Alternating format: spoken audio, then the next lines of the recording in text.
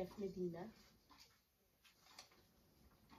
Also in the gallery, we have Secretary Mark Leandro Dong El Mendoza and Assistant Secretary Rose Virginie B. Inigo. That will be all. Yes, thank you very much.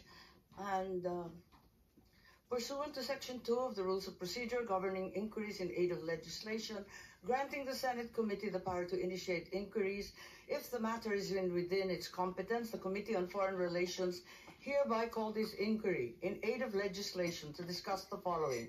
1.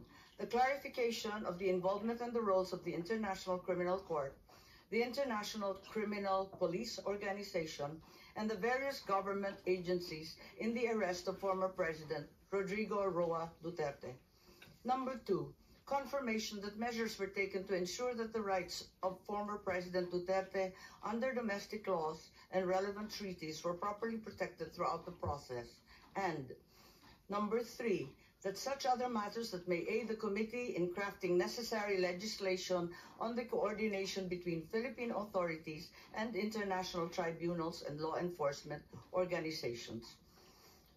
Having stated the agenda, I invite you to join me view the video clips collected during the incident.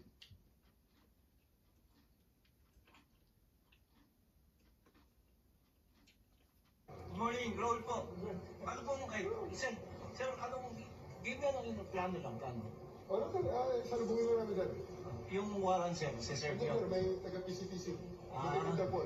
Interpol. Yes sir. So kayo ang lead, ano sir? Yes sir, yes. Kumusta ka sir? Sige, sir.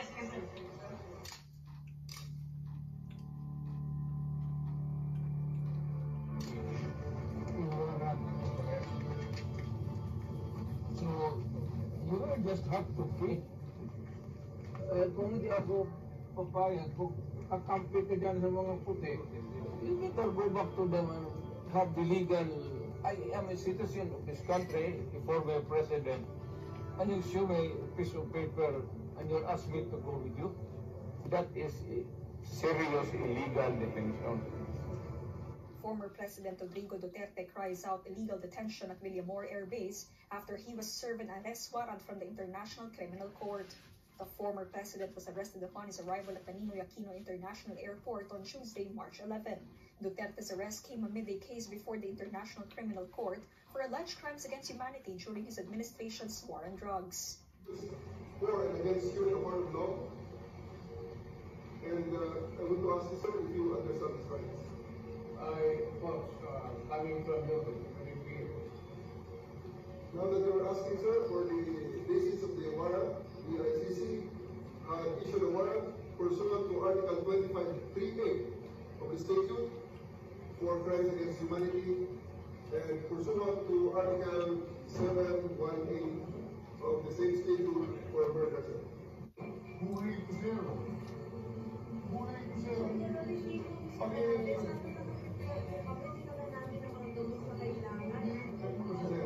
This is a police operation. Ulitin natin ito sir.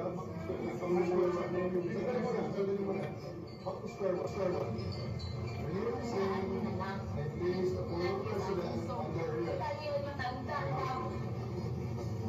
Naisip ko sir, is for you to choose three people from company here to pass them.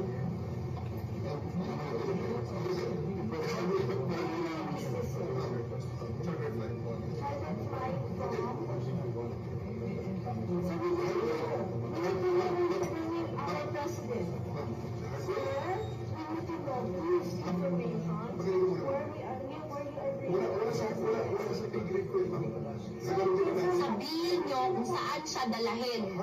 Just invoke Article 59. Bakit hindi yan magawa-gawa? The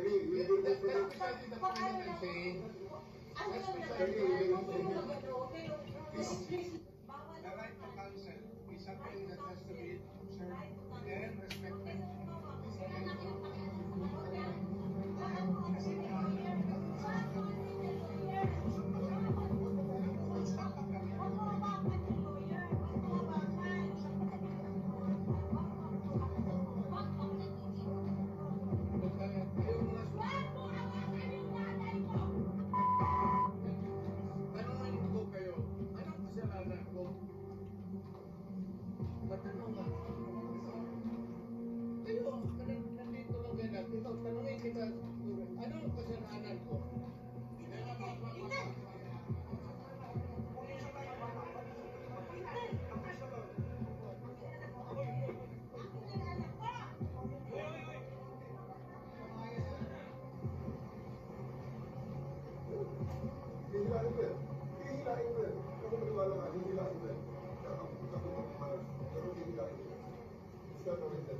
have to kill me to bring me to Hague.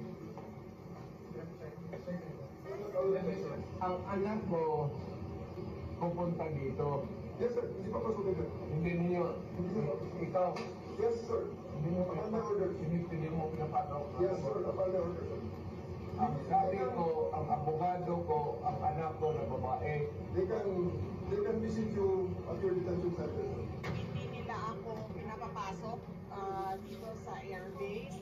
Nakiusap ako kung pwedeng makausap ko personal si former President Rodrigo Duterte para mabigyan ko siya ng instructions and then makabigay din siya ng instructions sa si General Marbil daw ang in charge ng buong Villamor Military Air Base. Saan ka ba naman nakahanap ng military air base na chief PNP ang in charge at siya ang nagsasabi kung sino ang pwedeng pumasok at hindi pumasok. But you are the second highest official dito sa ating bansa. Pero parang pamumulitika mo ito.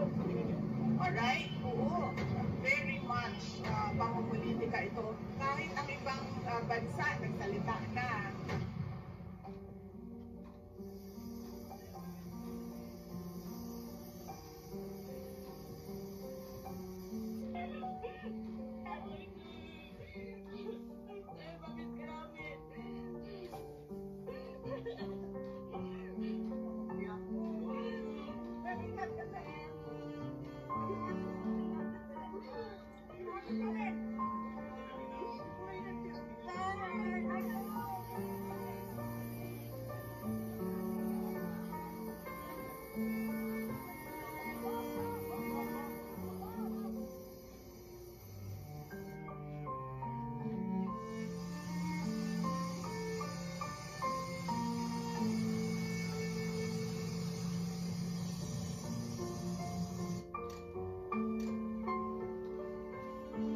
Ikaw ba nagplano ng lahat ng ito? Hindi naman. It was a group effort.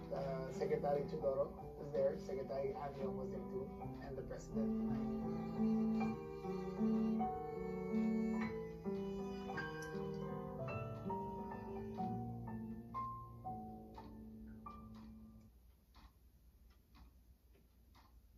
Maraming salamat. Ito po ang napanood ng buong bansa at ang tanging tanong, bakit natin isinuko ang isang kapwang Pilipino?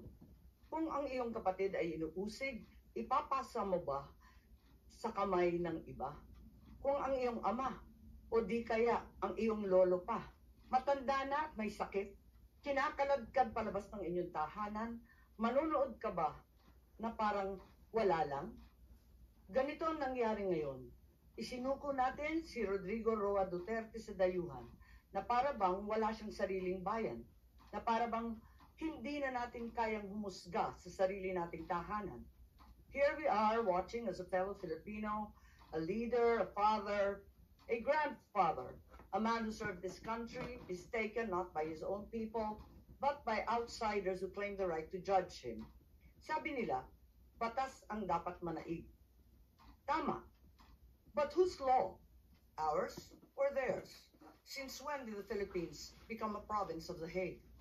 Kung kaya nilo itong gawin sa isang dating pangulo, sino na lang ang susunod? If they can march into our house and take one of our own, what stops them from doing it again and again? To you, to me, to any of us?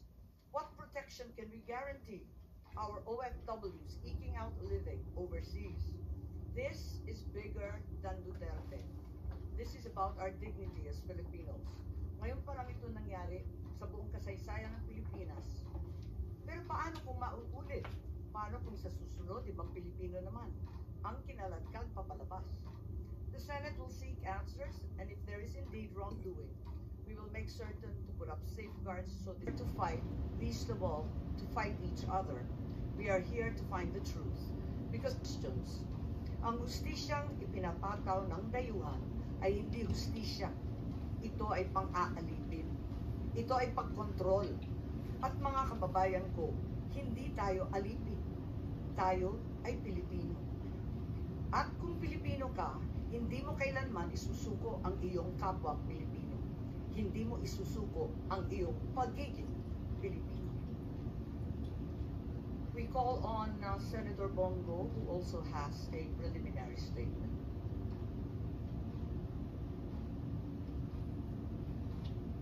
Senator Bong, I think you're on mute.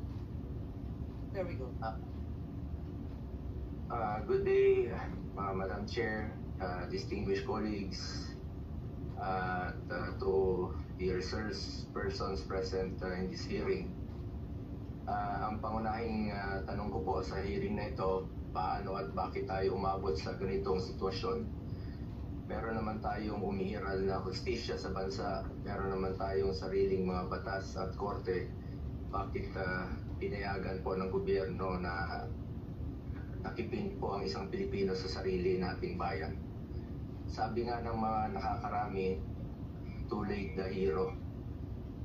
Kaya kung ano man ang lumabas sa hearing na ito, si dating Pangulong Duterte ay ngayon nasa The Hague na po, Netherlands na po.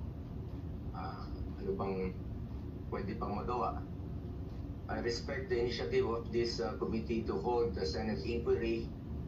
Bagamat nirespeto natin ang pagdinig na ito, sinasabi ko rin po ang aking mga hinanakit na parang too late na po. Walang problema sa akin mag-hearing kahit araw-araw po. Pero tanong, may babalik nyo pa ba si Tatay Digong? Yan ang tinatawag ko na too late the hero na po. Useless lahat ng hearing na ito kung hindi na po may babalik si Tatay Digong. Kung kaya, makiusap ko lang, kung kaya niyo po siyang dalahin doon in less than 1 day, sa loob po ng 13 na oras, dapat kaya niyo rin po siyang ibalik dito sa lalong madaling panahon. Dahil nagungulila po ang Pilipino at hindi kayang tanggapin ang nangyari sa kanya. Bilang isang mambabatas, nandun ako sa NAIA nung lumapag ang eroplanong sinasakyan ni dating Pangulong Duterte. Hindi po ako pinayagang makapasok. Kasama ko po ang kanyang mga doktor dahil may scheduled medical check-up po siya sa March 12. You may check the records po. Importante masiguro ang kanyang kalusugan dahil 80 years old na po ang dating Pangulo. Pero mukhang hindi ito na isaalang-alang po ng otoridad dahil hindi siya pinayagan na mapunta sa ospital. Hindi nadala ang kanyang mga medisina. Alam niyo po, ako ang nagpapadala ng medisina niya sa bahay niya. Linggo-linggo po yan. Dahil yan po ang pinangako ko sa kanya noon. Bagamat hindi na po siya nakikialam sa akin sa politika. Pero sa kanyang medical ay yan ang pinangako ko sa kanya. Na hindi ko siya pababayaan habang buhay. 27 po ang kanyang gamot. Sana po ay maibigay rin ang kinakailangang gamot at medical attention sa kanya habang nasa ibang bansa. Then karapatan naman po ito ng bawat tao. Constitutional right po natin yan. Sanay po siya na merong nurse, sanay po siya na may doktor na nag-aasikaso sa kanya. Naikwento nga sa akin ni Atty. Mejardea na yung unang bumisita siya sa detention cell ay nakapaa siya dahil hindi po na naipasok ang kanyang mga gamit. Alam niyo, hirap na siya mag-medyas. Hindi na niya kayang mag-medyas mag-isa. At ngayon, it took Atty. Mejardea several days bago maipasok yung mga kagamitan na kailangan ni Tatay Digong. Mahirap talaga ang kanyang sitwasyon ngayon na nakadetain. Sa unang pagharap ni dating Pangulong Duterte sa ICC, napansin natin iba po ang kanyang pananalita. Marahil ito ang estado ng kanyang kalusugan. Sa totoo lang po, several times na po naobserbahan ko yan noon. Yung kanyang pananalita, ganun yan. Pag hindi po nabibigay sa kanya yung saktong medisina na dapat niyang inumin. Marami na pong karamdaman si Tatay Digong. Sino ba namang 80 years old na walang gamot na iniinom at walang karamdaman? Yun po ang aking kinakatakot sa ngayon, ang kanyang kalusugan at ang kanyang kaligtasan. Kaya hindi ko po maintindihan bakit hindi pinayagan ng mga pulis ang doktor na makita siya. Okay na po ako, hindi niyo po ako pinapasok. Ilang beses po akong nakiusap, pwede ba akong pumasok, sumunod. Pinababa nga ako sa sasakyan eh. Hindi po ako pinapasok dun sa Villamor Airways. Pero nakiusap po ako na unahin na lang po yung doktor niya at yung ambulansya. Lahat naman may constitutional right to seek medical attention when needed.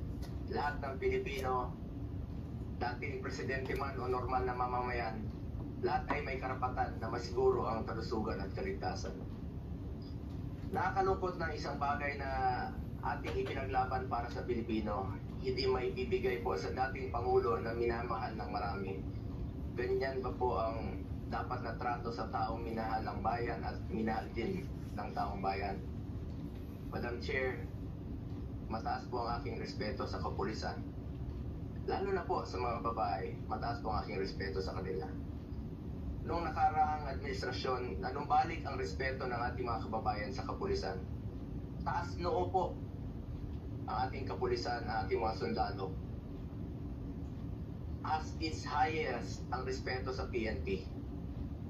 Inuna namin ang pagtaas ng sahod ng uniform personnel dahil alam namin kung ano ang sakripisyo ninyo para sa bayan. Ako mismo bilang SAP noon, ako po nangulit noon na may sa katuparan po ito dahil minahal namin ang kapulisan. Ngunit nakakalungkot, Madam Chair, na noong nandun ako sa NAIA, nakikita niyo naman po sa video, nagtanong lang po ako sa PNP spokesperson kung saan kami dapat pumunta. Dahil sabi ni Chief PNP Marbil sa 250 po. Nilapitan ko po ang inyong spokesperson at hindi po ako sinagot, tinakbuhan po ako. Sana naman bilang spokesperson, konting sagot lang naman lamang po. Konting respeto, sumusunod naman po kami sa batas. Hindi naman siguro dapat ipagkait sa atin ang respeto at higit sa lahat ng katotohanan. Sa totoo lamang po, ilang beses na po nagsinungaling si now Brigadier General Jean Pardo. Sana po, ma'am, bilang spokesperson, totoo lang po ang sabihin mo, alang-alang sa bayan. Your duty is to be loyal to our flag and to our country.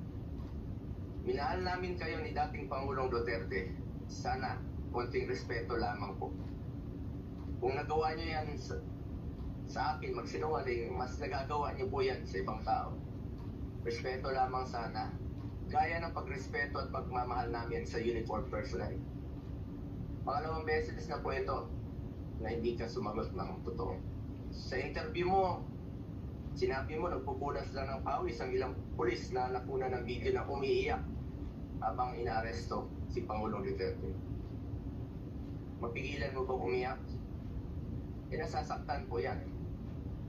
Doon lamang po tayo sa katotohanan at piliin nyo lang laging magsabi ng totoo alang-alang sa bayan. We must always entrust our loyalty to the Filipinos, to our flag, and to our country.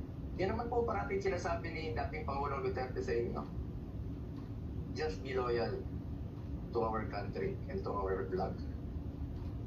Last, gusto natin malaman kung may nalabag ba na proseso ang pamahalaan, nabigyan pa po ng due process ang Pangulo dahil kung seryoso tayo sa pagbibigay ng hustisya, unang konsiderasyon dapat ang karapatang pantao at ang pagsunod sa due process. Sa totoo lamang po, hindi na po tatakbo si Tatay Digong sa inyo. Hindi na niya kayang tumakas. Alam niyo po yun. Hindi na niya kaya kayong takbuhan. Dahil hirap na nga siya maglakad, nagsusungkot na nga lang po siya. Imbis na umunlad, bigla tayong umurong. OFWs, pinapauwi natin. Noon, ginagawa natin ang paraan. In fact, dating Pangulong Duterte, sumusulat yan sa mga king o sa leader ng ibang bansa para makauwi. And even nagre-raise tayo ng blood money para makauwi lang yung mga kababayan natin. Pero bakit baliktad niya yan? Bakit isinuko po ang sarili nating lahi?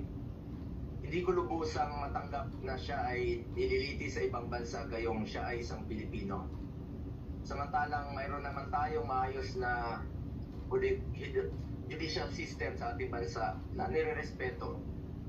Kasarinlan yan bilang isang bansa. May sarili tayong batas, may sarili tayong proseso, may sarili tayong korte, may kakayahan tayong panagutin ang sinumang nagkakasala sa ating bayan. Madam Chair, this is now a matter of principle, justice, and humanity. Di ba't may sarili tayong sistema ng hustisya? Kapag may Pilipinong nagkasala, dapat tayo po ang husga. We must protect our citizens, and we must stand as one. Dagdag pa dito, Madam Chair, mula noon hanggang ngayon, naninindigan naman po si Solicitor General Minardo Guevara na walang jurisdiction ng ICC sa ating bansa. Kung consistent po ang gobyerno sa posisyon na ito na hindi kilalanin ang jurisdiction ng International Criminal Court, bakit hinayaan po nitong ma-implement na warrant of arrest ang Interpol mula sa isang korte na hindi naman natin kinikilala? Kung wala naman talagang jurisdiction at may warrant of arrest ang Interpol o ICC, sana binigyan muna ng pagkakataon ng gobyerno through the proper authority like judicial court na i-verify o suriin ang validity ng arrest sa warrant. Ang issue na ito ay hindi lamang para kay Pangulong Duterte. Ito ay mahalagang usapin sa soberanya ng Pilipinas ang nakataya nito. Alang-alang sa ating mga bayaning nagbuwis ng buhay upang makamit lang ang ating kalayaan. Alang-alang sa ating ngayon na patuloy na inaalagaan ang ating soberanya upang ang ating mga anak at ang ating mga anak ay mamumuhay ng isang bansa na malaya at irespeto ng ibang bansa. Ang bawat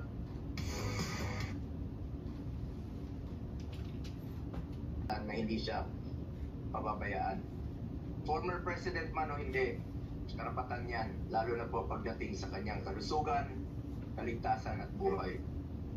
Sa huli, bagamat andun si Tatay Digong na buong tapang na hinaharap ang kasong isinampa sa kanya, tulad ng kanyang paulit-ulit na ipinangako, napakasakit po sa dibdib na pagkatapos niya isakripisyo ang kanyang sarili para sa kinabukasan ng ating mga anak at ng bawat Pilipino, ni isang Pilipino ay hindi huhusga sa kanya. Imbis na ibigay sa Pilipino ang paghusga sa mga ginawa ni dating Pangulong Duterte na paglaban sa droga at kriminalidad, sadly, hindi po ganun ang nangyari. Sabi ko nga, para sa akin, Pilipino po ang dapat humusga sa totoong sitwasyon sa bansa. Kung mas nakakalakad na po ba ang ating mga anak noong panahon niya, hindi po nasasaktan, hindi nababastos. Kayo po ang humusga. Pilipino po ang dapat humusga. Minahal tayo ni Tatay Digong. Ginawa niya po ang lahat para sa bayan. Tanda na po siya. Ayaw na nga niya tumakbong presidente. Pero ginawa niya po ito dahil yan po ang kanyang sinumpaang tungkulin para sa mga kababayan natin Pilipino. Pero ngayon, hindi lang si Tatay Digong ang inialay at ipinamigay ng ating sariling kababayan. Gusto lang inialay at ipinamigay din ito ang karapatan ng Pilipino na husgahan ang ating sariling kababayan at magdesisyon kung ano ang mas makakabuti sa ating bayan. As I said, March 11 was indeed the saddest day in our history. Sana po, hindi na po ito mauli. Marami pong nasaktan na Pilipino. Salamat po. Maraming salamat sa aking kasama, Senator Bongo. We assure you that this is no time for heroics. We are determined to get the truth. We now call on Senator Jinggoy Estrada, who has manifested his desire to make a preliminary statement. Madam Chair, I wish to waive my opening statement in order to expedite the hearing. But if you will allow me to fire the first salvo, it will be very much appreciated, Madam Chair. Kung maaari, siguro umpisahan na lang natin kasi medyo komplikado yung ating proseso. Umpisahan muna natin yung order, ano? Tapos kung pwede, sumabat na lang kayo, kikilalanin kita kaagad-agad. Yes, Madam Chair. Maraming salamat. Okay, at this juncture, I call on the committee secretary to administer the oath to our resource persons. Kindly stand and raise your right hand and repeat after me.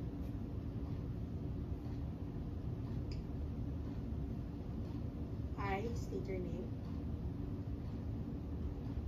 Do solemnly swear to tell the truth, the whole truth, and nothing but the truth in this proceeding. Thank you. You may now see. Yes, marami pong salamat. Napakaraming cabinet member po rito, mga secretary, mga napakatataas na mga opisyal ng ating pamahalaan. Can we say that as secretaries and high government officials, you are the alter egos of the president, particularly those in the cabinet? Tama po ba yun? That is correct. Thank you. And as you are all in the executive branch, can we say you are bound by the words and statements of the president? Yes, Madam President, as we are bound by executive privilege for the president. Thank you. May I recall a clip derived from 18 February 2023. President Ferdinand R. Marcos Jr. said the following, and the clip is here.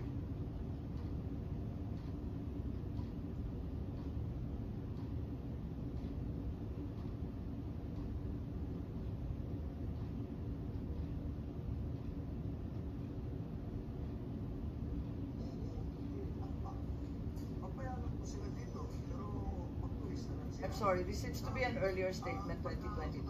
Sa ICC. The ICC is there pagka walang judiciary na nag-ooperate sa isang bansa dahil nagkagera, dahil nasira lang everyone, when the economy has collapsed, etc., for whatever reason. Diyan papasok ang ICC. We have a functioning judiciary. Sila dito, pero pag-turista lang sila. I'm sorry, this seems to be an earlier statement, 2022. Sa ICC. The ICC is there pagka walang judiciary na nag-ooperate sa isang bansa dahil nagkagera, dahil nasira lang everyone, when the economy has collapsed, etc., for whatever reason. Diyan papasok ang ICC. We have a functioning judiciary, and that's why I do not see the need for a foreigner to come and do the job for us, to do the job for our judicial system. Our judicial system is perfectly capable of doing that. And it also raises a great many questions about jurisdiction and sovereignty. What is their jurisdiction to come here into the Philippines and conduct an investigation? Is that not a violation of our rights as a sovereign nation in the community of nations? Those questions need to be answered before they can be allowed any investigation. Senator Bongbong, maraming salamat. Oh my, that went very quickly. Maraming salamat. Thank you for your time. God bless you. No. You want me Thank you for your time. God bless you. No. You want me straight. We do not cooperate with the ICC. That is the position of this government.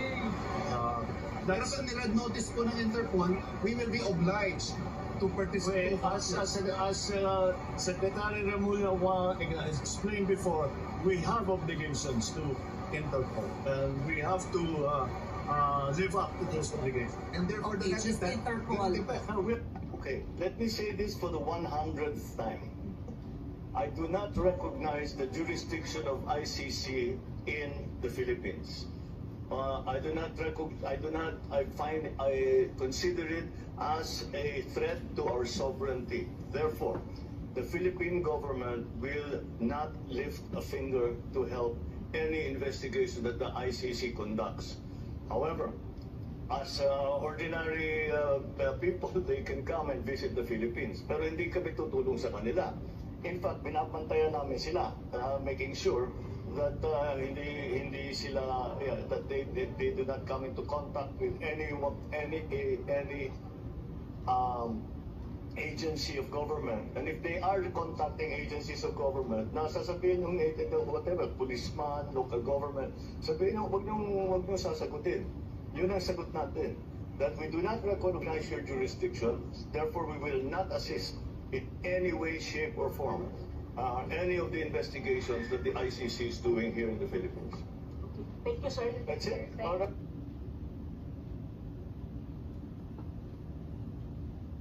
Okay. On the 18th of February, the President said, "My position has not changed. I've stated it often, even before I took office as President, that there are many questions about ICC's jurisdiction and that we here in the Philippines regard as an intrusion into our internal matters and a threat to our sovereignty." Does the DFA agree with this statement? And do we abide by this position until today? Anyone from the DFA, please?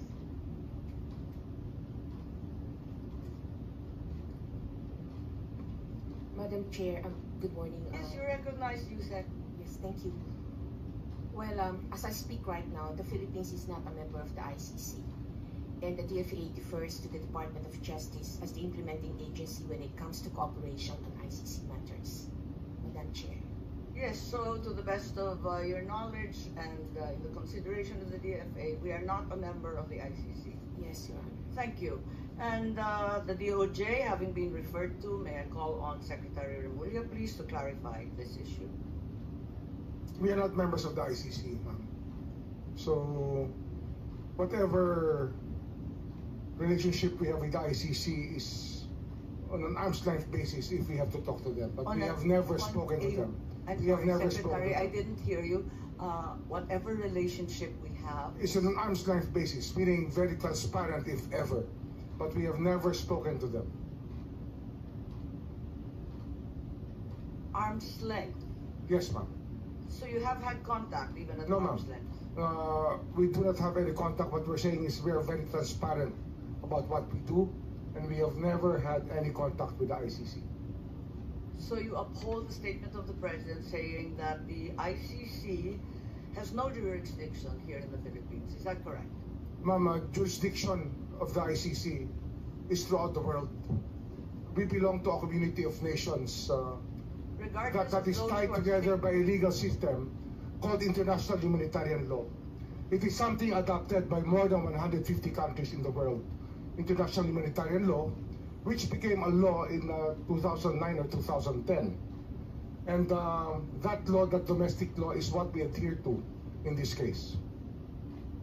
Are you referring to RA 9851? Yes, ma'am. Because you indicated the date is 2009, is that correct? Yes, ma'am. Thank you.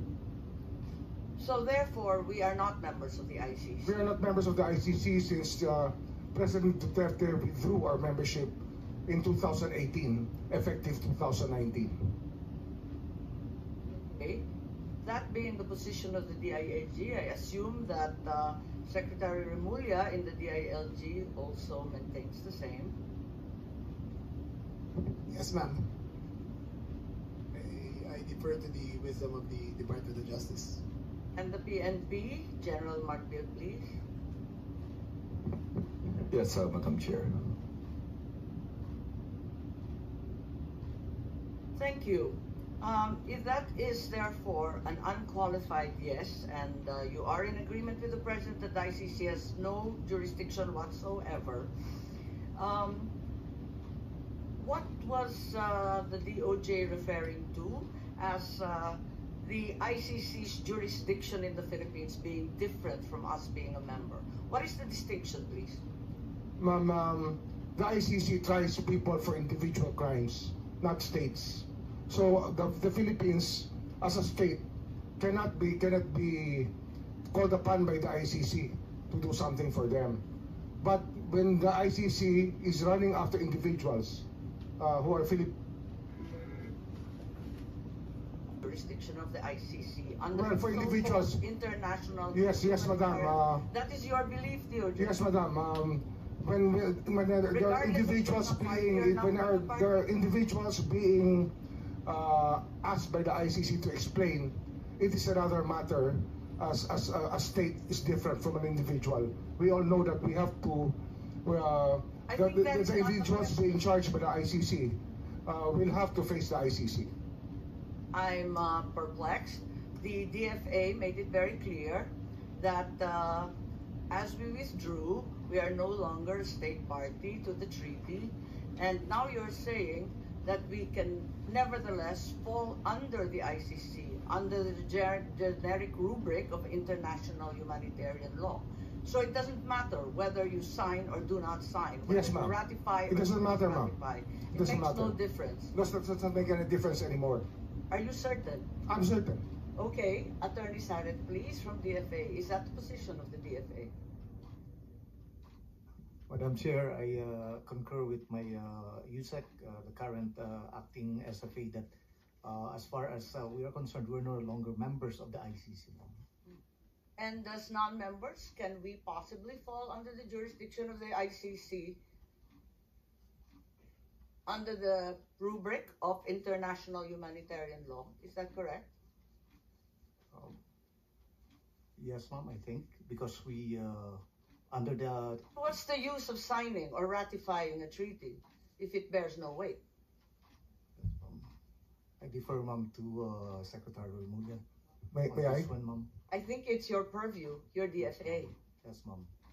But yes, ma'am, technically we are no longer a member of the ICC, but we might be obligated under residual jurisdiction, as what the Supreme Court in one case already mentioned, that we still have residual jurisdiction. Thank you, Madam Chair. Yes, Madam Chair, if I may. I'm a little bit perplexed given that you are part of the executive. The president has said, as he said for the 100th time, that we are not under the ICC. Why is the SOJ now saying that we are nevertheless somehow, in some miraculous way, under the rubric of the international humanitarian law, still under its jurisdiction? Your Honor, it is not the Philippines that is under the jurisdiction. As non-members of the ICC, and as a state, the ICC has no jurisdiction over us as a country. But over the individuals who may have committed crimes that violate international humanitarian law, that is a universal value being held by the whole world today. That people cannot cross borders and hide behind boundaries so that they can run away from the law. International humanitarian law is something adopted. The principles are adopted by more than 150 countries throughout the world, Your Honor.